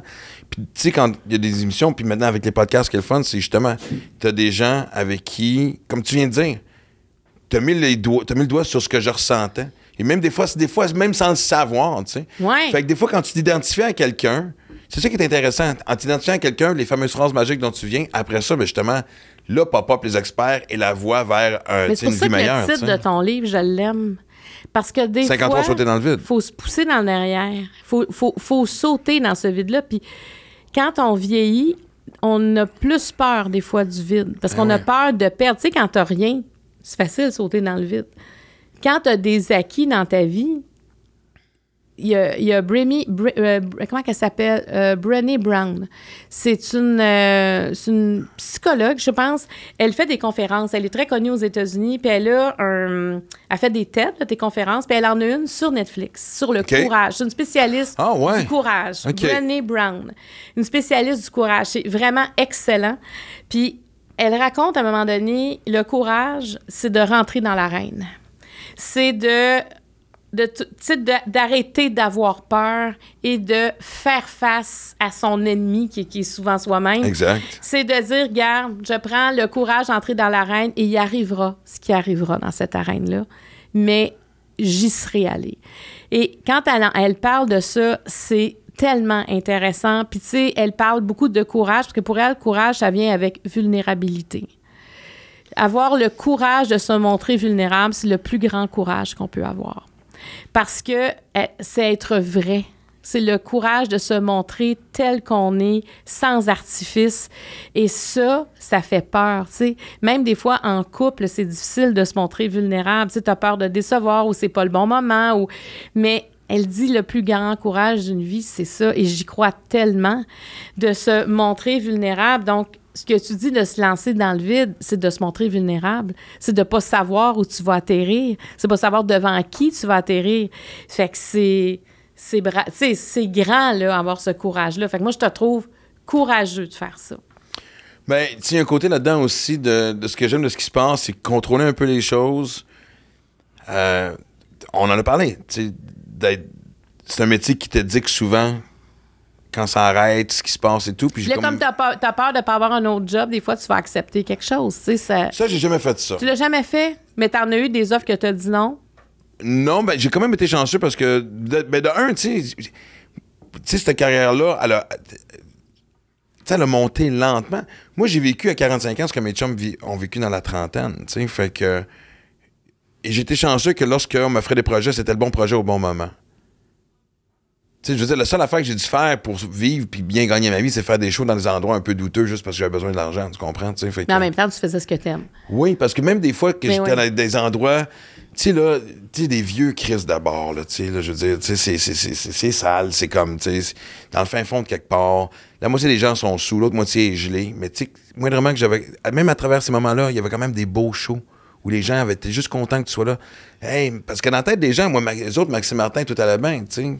Fait que c'est comme genre d'être là, hey, c'est vraiment le fun qui vient ici, J'ai eu des moments magiques dans les endroits, juste, tu sais, tu comprends-tu? Minable. Mais c'est quoi le moment, là? Je suis en train de poser une question. Ben oui, non, c'est bon, j'aime Pose ça. la moi. question, puis je vais répondre quand je vais venir te voir Non, au podcast dans un mais mois. C'est quoi... Tu sais, t'as dit tantôt, j'ai vécu plein d'affaires, là, tu sais, Ouais. tout en même temps. Mais c'est quoi dans toutes ces affaires-là qui était quand même le point tournant où t'as dit, OK, ça, c'est la goutte qui fait déborder le vase? OK. Tu sais, ce qui est vraiment drôle, c'est parce que ça, je me rends compte, j'ai oublié de t'en parler, parce qu'à la fin du podcast, on fait toujours un segment. C'était quoi le point tournant? Il va falloir que tu me répondes à la question après. OK. On est-tu d'accord? OK, c'est bon. Mais il y en a eu plusieurs. Le gros, évidemment, c'était en 2009 quand j'étais allé luncher avec une gérante qui m'a fait comprendre que ma carrière était pas mal finie, que là, j'avais pas le choix. T'sais, de toute façon, même au point de vue santé, c'était... Je fonçais dans le mur, ben, tu sais, je m'en prenais en main, là, c'est pas compliqué, là, fait que... Et là, récemment, l'année passée, il y a un an et demi, ce grand bouleversement-là, j'y crois profondément que la vie a fait. T'es pas game de le faire, le changement? Écoute, moi, ça faisait 1 mois que mon contrat était dans le bureau de mon boss. On sait que quand tu fais de la radio, c'est dans les 6 chiffres, là. Puis j'hésitais. Puis c'est une chicane niaiseuse qui a tout déclenché. Et ça a fait comme genre, OK, c'est le temps que je parle. Et après ça, pas de plan. La seule affaire, c'est que j'avais des shows. On sortait de pandémie, les shows recommençaient. J'étais comme fin de tournée, début de rodage. Tu sais, c'est comme, OK, fait que j'ai une base. Puis après ça, c'est ce que j'ai dit tantôt. C'était comme, tu sais, ça faisait 1 an que j'avais plus de fun dans des petits bars. J'allais au Comedy Nest faire un show en anglais. Il y avait 12 personnes, là, tu sais. Je trouvais ça le fun. J'arrivais à la radio, je me traînais les pieds, tu sais. Fait que tout ça fait comme genre, OK. Qu'est-ce qui serait arrivé? Si t'avais pas fait ce choix-là? Ben, de tout sacrer ça, là. T'sais, mettons, si t'avais signé ton contrat de radio, là. Présentement, je serais pas bon. Déjà, depuis une couple de mois, j'étais pas bon. Moi, j'en parle à des chums qui m'ont dit, parlais de la t'exagères, tu sais, motivation. mais je veux dire... ouais, mais je me souviens qu'à un moment donné, on faisait toujours un meeting d'équipe, puis à un moment donné, on sentait qu'on avait besoin de se brasser, puis Marie-Claude Savard avait dit... Elle dit, je me souviens que la 3e année que j'étais à Salut Bonjour, j'étais tombé dans une routine, il a fallu que je me batte le cul pour me réveiller. Puis quand elle a dit ça, elle parlait d'elle, j'ai fait... Je suis dans une routine. Puis moi, je suis pas... C'est quelque chose que j'ai bien de la misère. Toi, avec ton tempérament, ça, tu peux pas. La routine. Non. T'as-tu peur des fois de retomber dans la consommation dans ces moments-là? Non.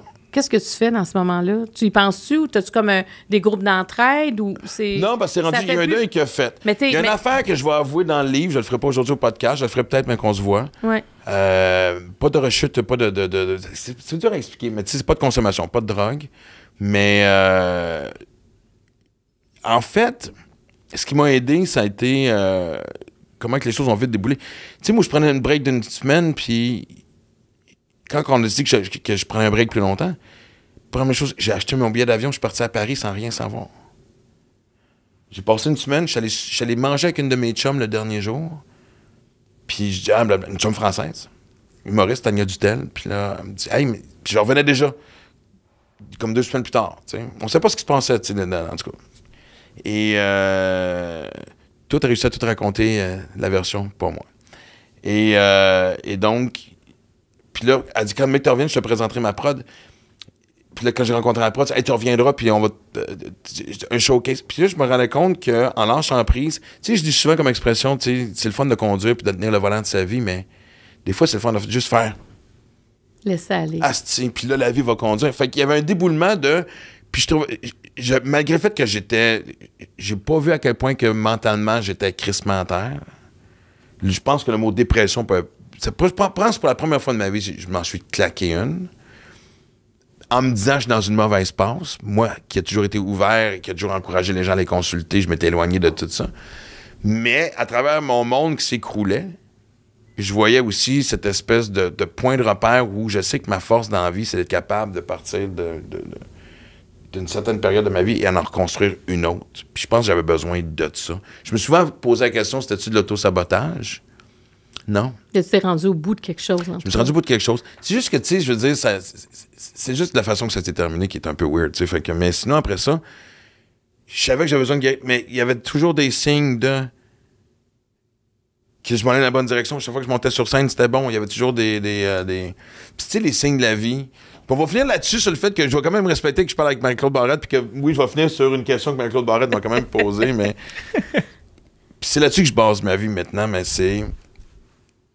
J'étais sur bord de travailler avec une première production.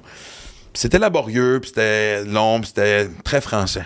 C'est très long. C'est vrai, hein? C'est ça. Tout le monde dit ça. Exact. C'est pas la même rythme. Et là, c'était un peu weird ce qui se passait. Puis là, j'étais supposé d'être en rodage en juin dernier. Et là, j'ai pas vraiment de nouvelles. On sait pas ce qui se passe. On se parle. Puis là, je fais, qu'est-ce que je fais? Puis là, je fais, est-ce que j'y vais pareil? Je vais-tu dépenser cet argent-là? Je savais que j'y allais cet automne. Fait, qu'est-ce que je fais? Et on reçoit Michel Grenier. Michel Grenier, le gérant de Mike Ward, m'appelle me dire... on l'a invité au podcast, puis il dit « Hey, oui, telle date, ça marche, blablabla. » Il dit « Hey, il dit Mike part avec sous-écoute faire une tournée européenne, puis il est francophone. Il dit, t'es-tu à Paris en mois de juin? » J'ai fait, maintenant je le suis. Je comprends, il y avait quelque chose là, qui s'ouvrait. Mais j'ai commencé à faire ça, puis j'ai réalisé un rêve de longtemps. J'allais faire un marathon en Écosse que je voulais faire à l'île de Skye. Man, t'as fait ça en marathon? Ben, moi, je me suis pas rendue à l'île de Skye, je me suis rendue proche, mais ma fille est allée, j'avais vu les photos, j'étais là, il faut que j'aille là un jour. Ouais. T'es allée faire un marathon là, mais ça, c'est... À Portree, c'est... As-tu vu des affaires avec tes courses? Ben oui, moi je m'en sers pour voyager, mais c'est extraordinaire. C'est une façon de voyager. Mais le plus drôle, c'est que je fais sous-écoute avec Mike et Blanche Gardin. Fait que, tu sais, et c'est ce que, je sais pas si tu as vécu ça aussi, mais ce que je trouvais le fun, je trouve ça le fun encore, après 30 ans de métier, d'être groupie. Ah ben ça, faut garder ça. Ça, c'est la capacité d'émerveillement. Faut pas que ça meure. Fait que là, t'étais groupie, là. Tu sais, Mike parlait, des fois Blanche répondait, puis là, je suis comme... C'est Blanche Gardin, là. Une sommité française, là. Caroline. Ah, mais ça, c'est extraordinaire, être groupie. Moi, j'aime ça, là, être groupie, là. Et il y a un producteur qui est venu ce soir-là, et je me l'ai fait présenter après. Blablabla, mais tu sais, brièvement, parce qu'on s'en allait souper. Tout ça. Et le lendemain, j'avais un show à 8h30 dans un comedy club, le Fridge Comedy Club. Et à 8h30, mais à 7h, c'était le show amateur. C'est vraiment... Puis il y avait 13 personnes dans le public. Et celle qui programme ça me dit, veux-tu faire... Fais donc le show, ça va être drôle, il y a 13 personnes. Je veux te voir faire rire 13 personnes. Tu sais, peut-être... Avant ça, j'aurais peut-être dit, je peux-tu me concentrer? Pas du snobisme de amateur, tu sais, mais... Quand je joue là-bas, je suis encore nerveux. Je recommence à zéro. Je retrouve ma fébrilité du petit cul de 19-20 ans. Ça fait du bien de se ressentir vibrer. Ça, il faut sentir ça dans notre vie. Crise de la cinquantaine, retour aux sources et tout ça. Ouais, ça. Mais je dis oui. Et je m'amuse. Mais je savais pas qu'il était de connivence avec le producteur de la veille, qui est le producteur de Gad Elmaleh, d'ailleurs. Et là, après le show, il vient me voir, il me dit « Qu'est-ce que tu fais demain soir? » J'avais le même genre de soir planifié. Je faisais des comedy clubs, tu sais. Il dit, j'ai un gala à Bordeaux devant 1000 personnes, j'aimerais ça t'inviter. Fait qu'en 24 heures, je suis parti de jouer devant 13 personnes à jouer devant 1000 personnes juste parce que j'ai dit oui. Juste parce que je m'en suis collé. Parce que t'as été bon devant ton 13 personnes. Tu l'as fait comme s'il y avait 1000. Oui, exact. Puis je suis rentré, exact. Mais c'est ça la différence. Ouais. Parce que tu l'as fait pour vrai. Tu l'as pas fait pour 13 personnes. Mais tu l'as fait pour ta salle. Ta salle, ben c'était 13, mais c'est toute la différence. Le petit cul qui a encore du fun à monter sur scène. Oui, mais c'est aussi ne pas dire... Moi, je trouve qu'il ne faut rien banaliser. Quand on accepte de faire quelque chose, on peut juste le faire pour vrai. Tu l'as pas banalisé, tu n'as pas dit hey, 13 personnes, OK, moi, y aller à moitié. Si ça avait été à moitié, ce producteur-là, tu n'aurais pas pris, là. Exact. Ah non, mais bref, non, mais ça, moi, j'aime ça, des affaires d'affaires. Moi, j'aime ça quand on se donne, peu importe le nombre de monde. Quand tu les prends un à un, ils valent la même chose. Tu sais, c'est juste, sont pas 1000, mais chaque personne est aussi importante, là. Non, mais... Ah, mais non, mais c'est toi qui es allé chercher le producteur. Mais pas juste ça, mais je pense qu'on a parlé avec C'est-tu Julie Ringuette aussi, mais... Je sais pas. Ouais, mais on s'amuse maintenant où... Tu vas rire de moi, puis à un moment donné, j'ai une décision importante à prendre par rapport à mon prochain show avec qui je veux travailler. Est-ce que je vais aller avec quelque chose de safe, une grosse production, ou m'auto-produire, ou whatever, blablabla. Je cours dans le Vieux-Montréal. Et je parle moi, quand je cours, je parle à la vie. C'est ma grande discussion avec l'autre avec en haut. C'est comme, OK. Et je suis comme, qu'est-ce que je fais, tabarnak? Est-ce que je peux savoir un signe? Je tourne le coin. Il y a un petit cul de 10 ans avec ses parents. Touriste. C'est Julie Ringuette. Ouais, exact. Ben, c'est pas Julie Ringuette qui est dans le Vieux-Port. Non, c'était pas Julie Ringuette dans le Vieux-Port, mais tu l'as raconté avec Julie Ringuette, exact. je comprends. Tous les chemins mènent à Julie. Ben oui, Je mets la Julie Ringuette, tout le monde sait ça. Hein? Elle est comme Rome. Elle est comme Mais Rome. oui, c'est évident, là. C'est Rome. Julie Ringuette et Rome, on l'a appris aujourd'hui. Je tourne le coin, il y a un petit cul d'à peu près 10 ans avec ses parents. Hyper vivant, il se promène. Cool dude de 10 ans. Il y a un t-shirt noir marqué « Take more chances ». J'ai pris ma décision. Basé sur le t-shirt que je viens de croiser.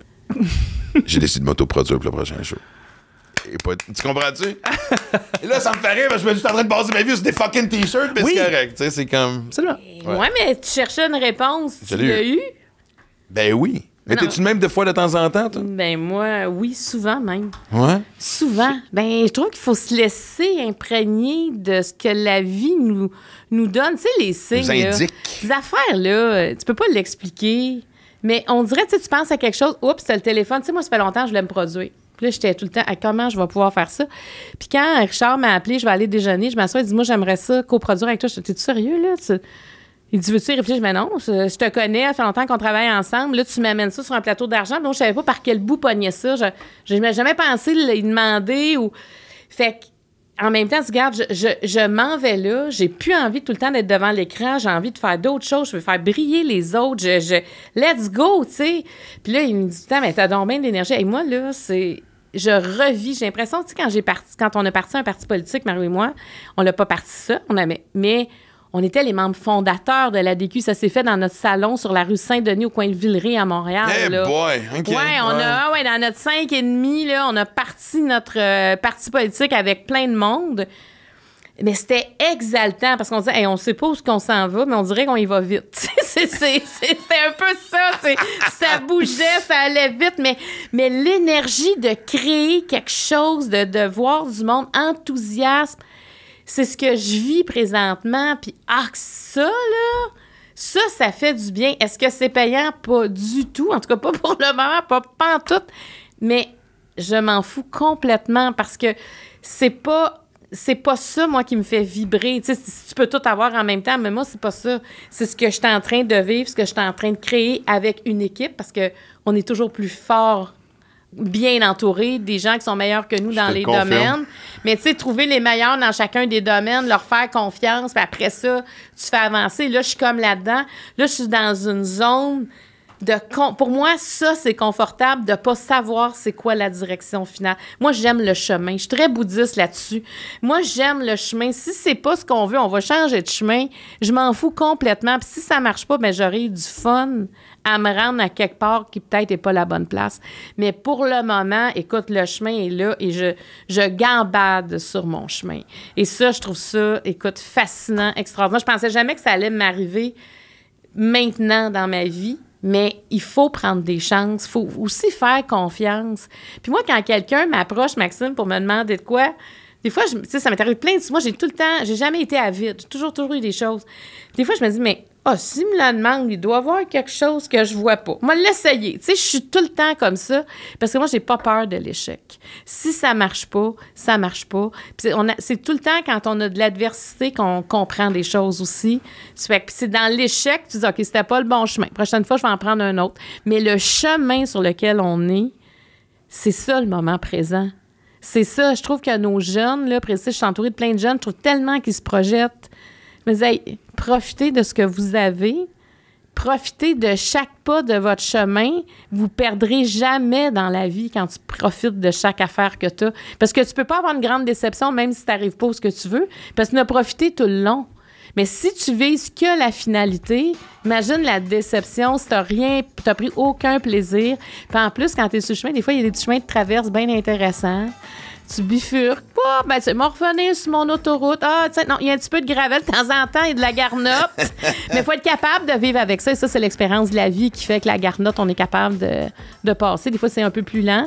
Mais je suis là-dedans. Là, je suis comme sur un chemin où, oh mon Dieu, je trippe. Il y a plein de monde que je croise sur ce chemin-là. Puis je suis comme... je pensais pas vivre cette exaltation-là en ce moment. Je pourrais pas penser de la même façon de... C'est la meilleure finale de parce que de toute podcast. façon, si on continue, elle va me reposer une question. Non, c'est ça. Faut arrêter ça là. J'en ai plein, mais quand tu vas venir, j'en Oui. ai avoir plein, puis j'ai hâte. C'est la suite. Allez, Ouais. merci. Merci, Maxime.